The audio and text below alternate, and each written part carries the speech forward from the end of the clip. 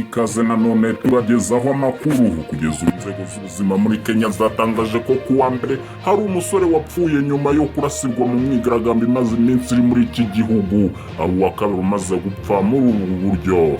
Amakuru dukesha BBC avuga ko uyu musore yarasiwe mu myigaragambyo yaberewe mu mujyi wa Kisumu uherereye mu burengerazuba bwa Kenya, gusa ntibiramenyekana niba yararashwe n'inzego za leta. Aya makuru kandi yashimangiwe na Jaramogi Odinga uyobora ibitaro bya Kisumu.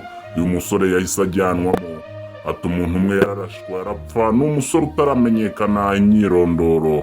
Uyu musore n'umuntu wa kabiri upfuye yarasiwe muri imyigaragambyo nyuma ya mugenzi we wigaga muri kaminuza warashwe. Perezida wa Kenya William Ruto aherutse gutangaza ko yiteguye guhangana na Raila Odinga yatsinze mu matora y'umukuru w'igihugu, ariko akaba akomeje gukangurira abaturage kujya mu myigaragambyo. Odinga avuga ko imyigaragambyo ishingiye ku mpamvu esheshatu zirimo kuba Perezida William Ruto yaranze ko hakorwa ubugenzuzi ku bakozi ba komisiyo y'igihugu y'amatora n'ikiguzi cyo kubaho gihenze biturutse ku kuba guverinoma yarakuyeho za nkunganire. Raila Odinga kandi anenga ikene wabo mu miyoborere ya Kenya kuba Perezida Ruto atarahaye ijambo abandi bafatanyabikorwa mu mavugurura yakozwe muri komisiyo y'amatora ndetse n'ibyo guverinoma yasezeranyije abaturage ntibikorwe. Amakuru mashya TV, kanda handitse subscribe niba utarabikora, hora duteye inkunga yo kujya tukugezaho amakuru mashya buri gihe.